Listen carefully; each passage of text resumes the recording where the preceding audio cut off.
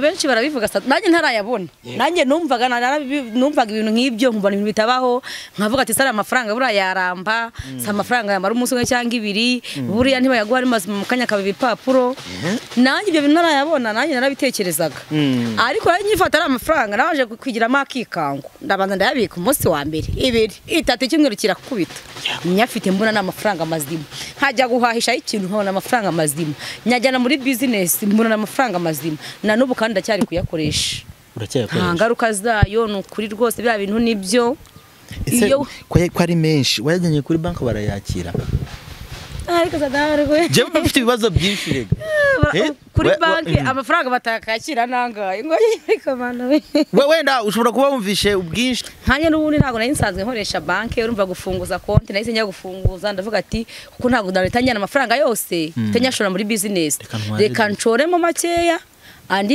yabikije kuri banki nzanyira nongeramo ko mbona business iri kugenda izamuka urumva ntago najyanye yose nagizemo ibice bibiri amwe ndayakoresha ntinyajyanayo ariko nta kibazo rwose nta bisobanuro byinshi bambajije naragenda bitsa nk'umunyamuryango andi ndaza ndakora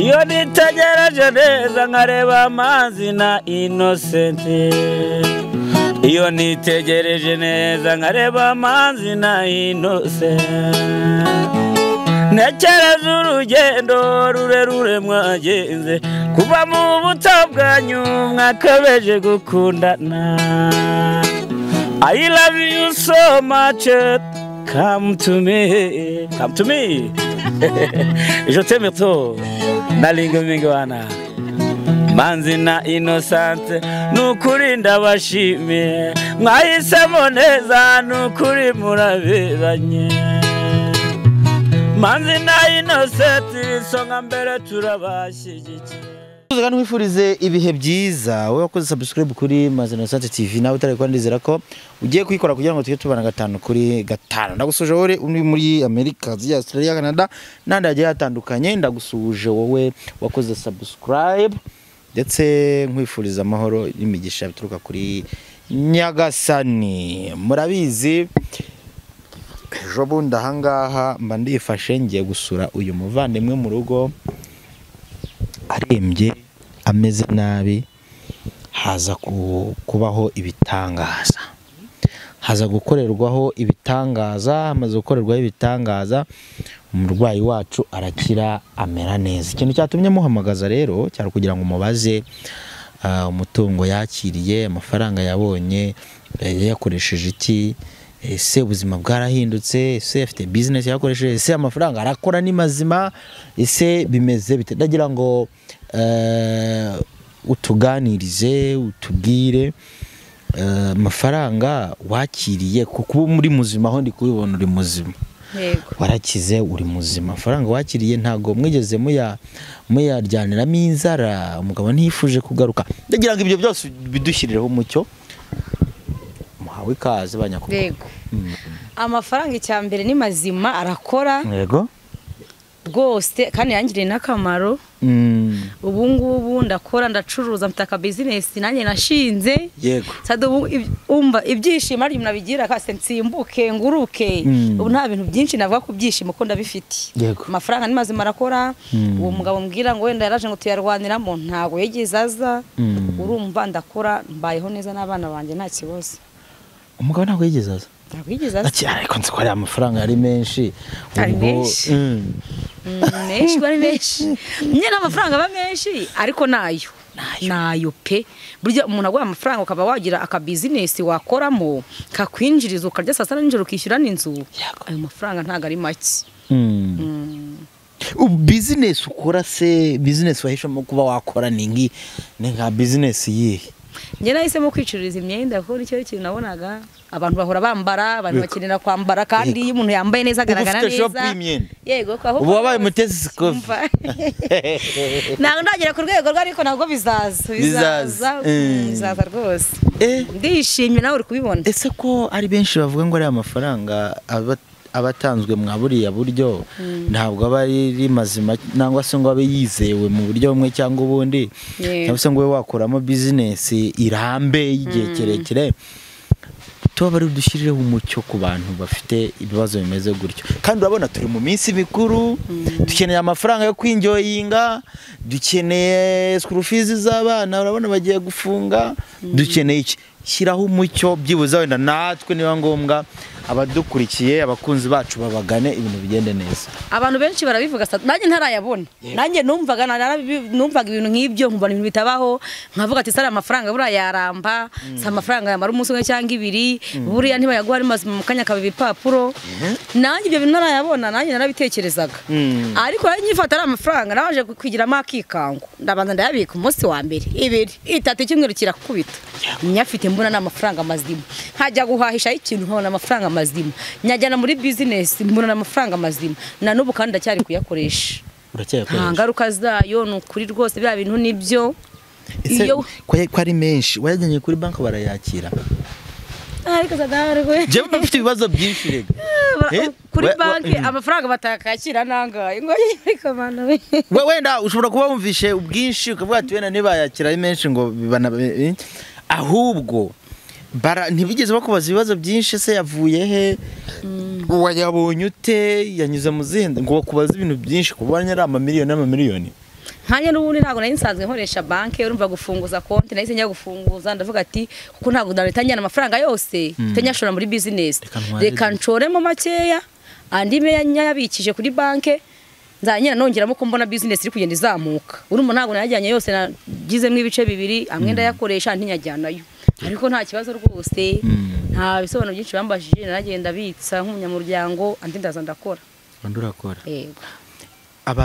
Abantu bashobora kuvuga bati ngewe bandiye miliyoni wenda 2, 3, 4, 5 gutyo, nta kintu bigeze bankorera, twatekereza ko bakaba baracitse n'intege. Twatekereza ko ari izihe mpamvu buriya baba baracitse intege? Rega abantu bose ntago bakora ibintu bya nyabyo. Yego rata. Ntago abantu bose bakora ibintu bya nyabyo, bashobora kuba baragiye ahantu bakarya amafaranga angana gutyo ntibagire ikintu babakorera. Ariko saduse ngomba kuvuga umubare ngo natanze angahe kugira ngo bankorere. Yego. Ariko n'amafaranga natanze si menshi. Si menshi rwose, n'amafaranga buri muntu wese yabona. Ariko ibintu byanjye byaciyemo bigenda neza. Abantu rero ndabamenyesha ko ari ahantu hose bagiye bajyana ibikunde, ko hari umuntu wabakorera bigakunda uwankoreye. Nanjye natangira ubuhamya. Yego rata. Baza bakamugana akabakorera nabo bakabona ibitangaza nkanye nkuko nabibonye. Ese ko bavuga ngo hari ibintu by'ibitambo batamba, hari igitambo bakwatse se nda ngo banyatse nk'inka, intama se, umuntu se, banyatse ku gice cyanjye kimwe cy'umubiri wanjye se, ukuboko, kuguru nanga umutwe, bese umucyo nta sacrifice zigeze zitangwa. Ntacyo pe, nta kintu na kimwe rwose ndwaye kuriya. Umuntu yarambwiye wansanze mu rugaje kunsura, arambwira ati se Rasheli ko mbona umeze nabi biti, kandi uburwayi urwaye ubwo kujya kwa muganga. Akinandanya yanjye uramuvuzi, nanjye nabanje kubipinga ngira ngo ni ibintu bidakora, ariko ukuntu nababaraga umubiri unjye naravuze ati reka ngerageze ndebe wenda nta muntu utinya ibintu atakoze, wenda reka mbikore bishobora kuzakunda. Akimpa nimero z'ura muganga nta bintu byinshi yansabye, cyakoze nyine yansabye umufuragira amafaranga make sina menshi, ndayatanga. Cyagiye mwaje kunsura twari twavuganye ura munsi kari bwo ari buzi akankorera. Mwarabyiboneye namwe ko yankoreye, mwabirabirebaga rwose bikagenda neza. Twari tuhibereye kuri pe. Nta bintu babaza ngo gutanga ngo umuntu ihene ibikirika reka. Nta byabaza ari amafaranga twasutsemo fanta, nta n'inote wigeze ukoresha, maze gusukamo fanta ngo ciramo 3 ngo kuri biki ubu amafaranga aratumuka araza, habanje hajamo n'utwotsi, amafaranga baraje. Hari amafaranga utekereza ko yaba yaraturutse he? Sini Imana yarahurutuye imvura igwamo. Amafaranga ukeka ko yaba yaraturutse he ukayafata ari kashe kandi yaje ari nk'umwuka? Nanjye nabanje kubitekereza ariko sinabitinzeho. Abantu babona amafaranga mu buryo bwinshi butandukanye. Ari amafaranga mu buryo byajemo ni umuganga ubikora kandi ufite imbaraga. Imbaraga ze yakoze kugira ngo nkiza nyereke n'uramu. Ibaza umuntu kwereka umuntu mwibasi wakuroze. Kukwereka amafaranga urumva ari ikintu gikomeye. Ntabwo ari ikintu gikomeye rwose. Ntabwo nabitinzeho ko yashyirira umugore mwibasi avuze induru kuriye. Sinari kwirirwa nshidikanya yuko n'amafaranga yayama. Tagira ngo wenda utubwire imiryango yawe eske imiryango yanyu muturuka we ibushi na muturuka na Maritini ntago bigeze biterateranya ngo babe bavuga bati tubonye umukire agomba kudusobanurira uburyo bimeze ese uretse n'imiryango nta bandi nyuma baje kuguhamagara ko wavuze nimero yawe bagusaba ko wabarangira nabo bakigerayo bagipimira amahirwe bimeze gute nagira ngo tubwire abantu kumbagara barampamagara benshi yego benshi pe barampamagara bavuga ati natwe dufite ibibazo byananiranye hano hose baturiye amafaranga waturangiye umuganga yego rwose abantu bakomeza kuba bafite ibyo bibazo bakomeze kumpamagara nimero ya muganga ndayifite nzanye nanyibaha yego nabo barebe ko ari ibyo yabakorera arebe ko ari ikintu yabakorera nabo bigeragereza amahirwe nukuri ubu rero ubayeho ute n'abana bawe cyane ko watubwiye ko umugabo atigeze agaruka ubayeho ute n'abana bawe mu rugo yego urumva mbere ariko ikibazo cyo kujya gushakisha ngasiga abana ariko ubu urumva mfite ahantu nkorera ndakora habona ibitunga abana banjye rwose ntago tubayeho nabi nukuri yego muganga ati yarakennye nubwo mvuye ngiye kumukiza ntazasubire kuri kamera ariko biranze urabikoze usubiye kuri YouTube amafaranga ntare buyoyoke ko babikubujije Oya nagari buyoyoke rega ibi ni ukubushimira no kubwira abantu byambayeho gutanga ubuhamya yego ntago ari ibindi ngari ndabindi ngo wagiye kurwana ngo bagize bate ibintu nk'ibyo niba nkomeza gutanga ubuhamya nka umuntu wamfashije umuntu wagize ahangeza kuba namubwira abandi nabo bakamugana nta kibazo kirimo yego okay ijambo rya nyuma ku badukurikiye ku bantu badukurikiye umuntu wese wahuye n'ibibazo nk'uko nanjye nahuye nabyo ntiyumve ko yacitse intege hari umuganga wizewe nanjye wamfashije rwose ndongera ntange nimero bajye bampamagara nkabahuza n'uwo muganga nabo akabafasha neza yivuge 078 49 49 099 urakoze cyane reka mbashimire cyane kandi Imana ikomeze ibaduhere umugisha gatano kandi Imanzi Imana amazi yamuze Macedonia ndabakunda cyane ciao ciao